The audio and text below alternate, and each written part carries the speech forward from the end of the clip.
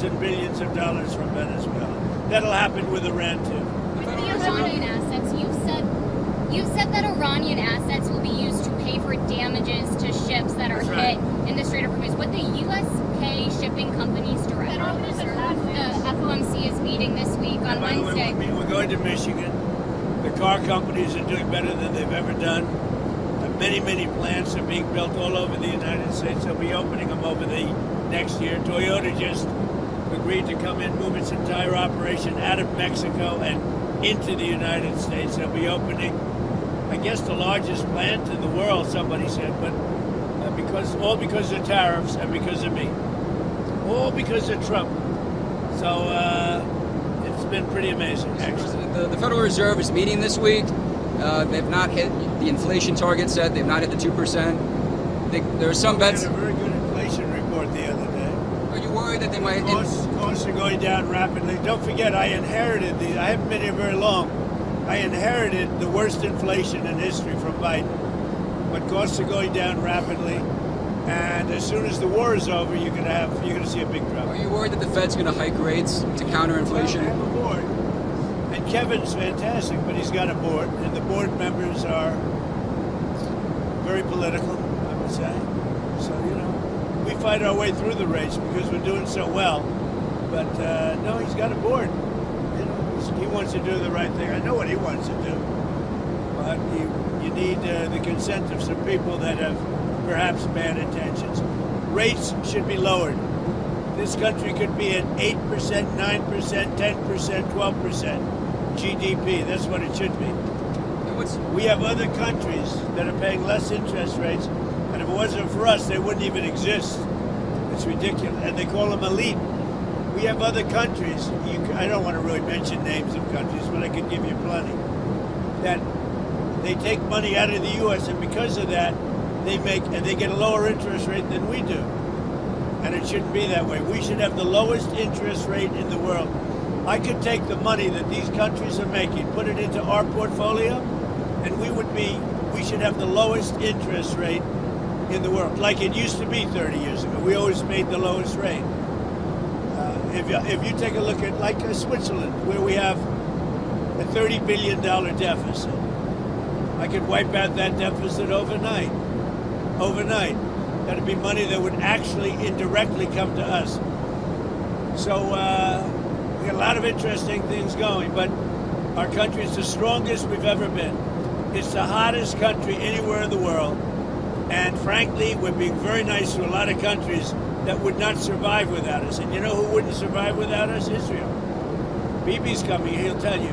If I didn't get involved and if I didn't blow up those essentially soon-to-be nuclear weapons, the dust, as I call it, Israel would have been terminated months ago and years ago if I didn't terminate the Obama horrible agreement. Prime Minister Netanyahu does disagree with you on the F-35s to Turkey. Are you going to tell Prime Minister Netanyahu opposes sending F-35s to Turkey? Are you going to tell him? No, look, Turkey's been a great ally for me. I think he's done a very good job. Did a good job with Syria. He's a friend of mine, and nobody tells me what we should be selling and not. Turkey's been a tremendous ally for me. It was up to Turkey. Turkey's not a big fan of Israel, you know that, right? And not a big fan of Bibi. But they've been great for me. Turkey has been great. Very powerful country, by the way. Tremendous military, very big military, very powerful military. Has a lot of great equipment. Does Netanyahu want you to strike a deal on Iran? Or does he want you to keep attacking? Bibi has been great. I'm not going to say it. He was a wartime prime minister. We did very well together. And if you look at Iran now, they're 8% of what they were 4 months ago. They're 8% of what they were 4 months ago. So we'll see how this all comes out. Okay? On the Senate, on the SAVE Act, why do you want the U.S. Senate to stay in town? Shouldn't they be out across the country campaigning? What a stupid question. Shouldn't they be out and be campaigning, though? What a stupid question. For Jennifer to ask such a stupid, she's a smart person. I knew her all the way back in the Iowa days when she said Trump's going to win. And boy, was she right. So listen, why do I want? The SAVE Act has to be done. They shouldn't leave town. I'm not going to stop them from doing it, but they should get the SAVE Act done. If they don't get it done, it's going to be a very bad thing for the party. And frankly, you know, if you look at it, the SAVE Act is going to be voted against by all Democrats, just so we know. We have some Republicans that I will not comment on, a few of them, probably 4, that we probably won't get the vote. I'd like to comment on them, but I have too much sense to do it. The Democrats are going to vote 100% against voter identification and proof of citizenship. 100%. They want your taxes to go up. They want men playing in women's sports. They want open border for the world's criminals to pour into our country. And yet, despite all of that, we have the lowest crime rate in the history of our country since 1900 with murders.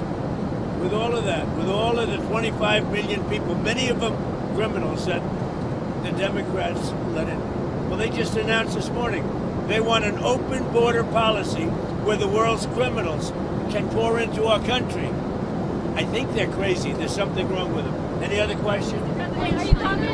On China, Treasury Secretary Scott Bessent said last week the administration's going to look into whether Chinese AI models are distilling from U.S. models. Do you think China's stealing American IP? Well, you know, they're looking at us or we're looking at them. But we're leading now, China, substantially in AI, and we're going to keep it that way. We're leading everybody and everything. We have a country that's doing well. Thank you very much, everybody. See you in Michigan. Thank you, Mr. President.